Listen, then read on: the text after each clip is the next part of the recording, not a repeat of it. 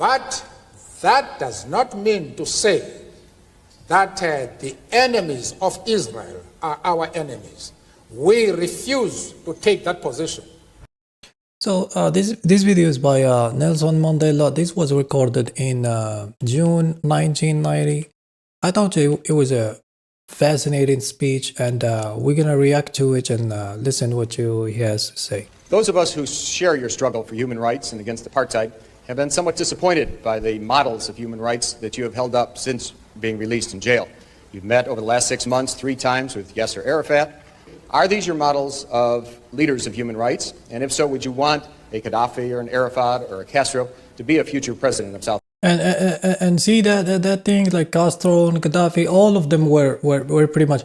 One thing you have to keep in mind: this guy over here, Nelson Mandela, was on a terrorist watch list. You know, yesterday I made this thing about the Palestinian struggle and all that, and these came up when I was doing the research, and they have classified this guy as a terrorist organization because he was trying to like end the colonialist apartheid stage in South Africa.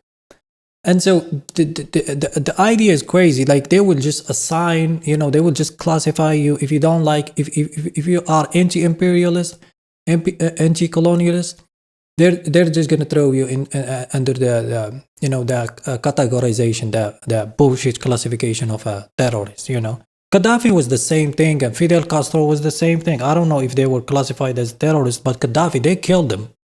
Like they didn't need to use that false label. South Africa. One of the mistakes which some political analysts make is to think that their enemies should be our enemies. Yes, exactly. Your enemies are not our enemies. You know, just because you hate somebody, right? Or you have like some issue, or they don't follow your foreign affairs, you know, they don't want to obey your policies. They don't want to like, they're not on your side. Maybe they want to like empower their own nation. It doesn't mean we're going to align with your bullshit claims. Now there's a lot of applause, and it's a little bit loud. That's why I'm skipping. Towards any country is determined by the attitude of that country to our struggle. Exactly. If somebody treating me not like, for example, people tell me like, oh, why pro-Russia? Motherfucker, I don't have a history of Russian people invading my people, taking our resources, you know, imposing sanction on us. We don't have a history of that. And that can be said for the entire global South, right? Regardless of where you are. And so I don't have a reason to be like, yes, I'm anti-American because we have a history of that. I'm anti-Western because we have a history. We've been colonized. You massacred our people. And so, yes, we have a justification for our hatred towards certain region or certain countries or certain presidents or whatever. But Russia or China, well, they did nothing to us. Yasser Arafat,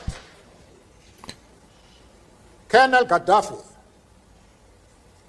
Fidel Castro support our struggle to the hilt. They do not support it only in rhetoric. They are placing resources at our disposal for us. Yes, and that's exactly what they don't want. See, if Gaddafi was trying to like have this African union, right? He trying to like have a whole union with all the African countries. He was trying to like have an African currency that will make the transaction between the African countries smoother, and it will empower, you know, this small nation by using, just like they're doing with Europe, right? With the euro currency. But they won't allow that to happen in Africa, because the last thing that these colonialist, imperialist piece of shit from the West is to see Africa, you know, rising in power and be independent. So that's why the hate come from. It's always about the money. If you just follow the money, and also like one thing about Europe specifically, it's a harsh environment. There's no natural resources there. So when you say, well, those from the global south are underdeveloped, one guy, he said they're overexploited.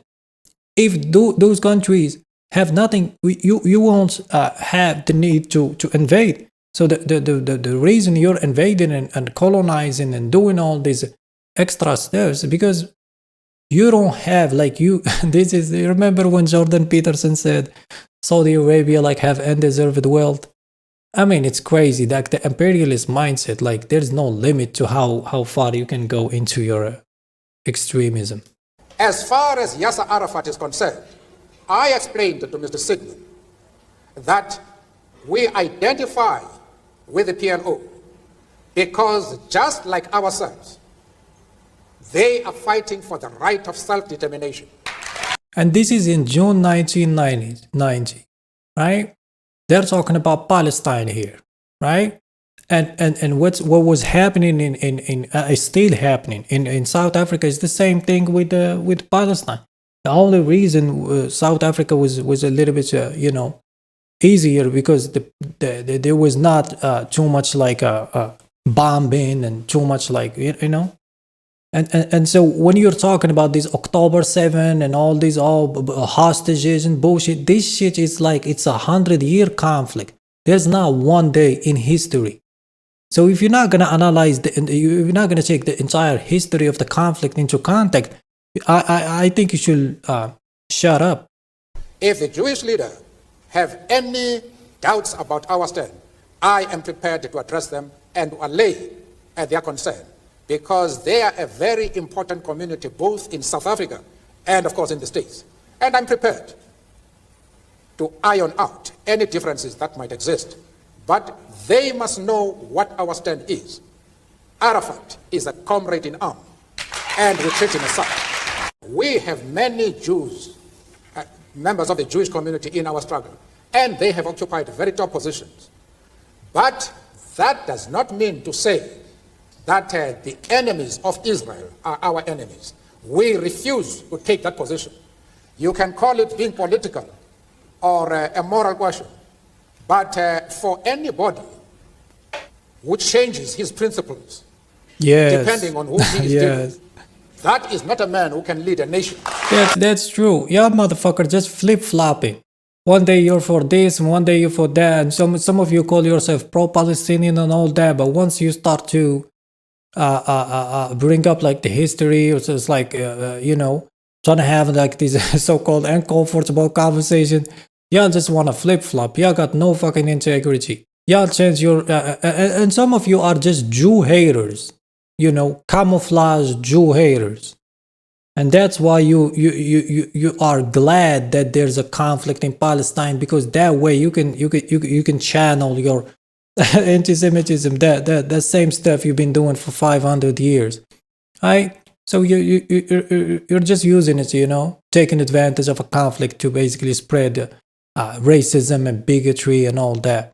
But one thing you gotta understand, especially in my channel, I never speak against the Jews. I mean, I defend the Jews, but then when you're bombing hospital and destroying infrastructure and all that, committing a whole genocide, and it's and you don't want to stop doubling down on your savagery, of course it becomes very hard to distinguish between, well, those are just Jews, and they're peaceful and all that. And it's you created the issue, and that was because of the Christians. See, the Christians, they're part of the problem too. These Christian Zionists are more extreme than now. I'm taking the conversation into what we have right now. This is 2025, right? So I have to bring it to the actual conflict. But as you can see, this problem is nobody knows how to solve it. Apparently, Mr. Coppel, you have not listened to my argument. If you have done so, then you have not been serious in examining it. I have replied to one of our friends here that I have refused to be drawn into the differences that exist between various communities inside USA. You have not commented that I am going to offend anybody by refusing to involve myself in the internal affairs And of the US. and that's if you're a man of principle, that's what you should do. So I just made the video about Vladimir Putin and his speech and all that, and I say the same thing about the U.S. administration trying to like meddle and interfere with other politicians. Like, no, that's not what you do. You stay over there, right? USA, of the USA. Why are you so keen that I should involve myself in the internal affairs of Cuba and Libya? No, Yes. I expect you to be consistent.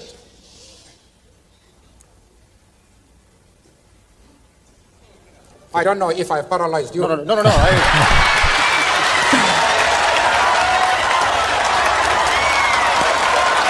This is the type of leader we should have, like everywhere. If we had a Nelson Mandela in every country, you will see peace and harmony and all that.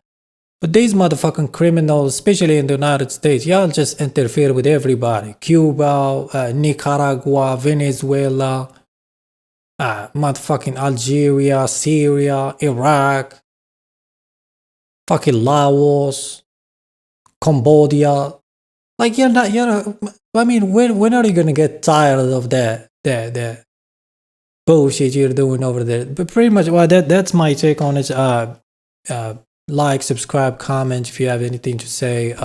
Put it in the comment section, and see you next time.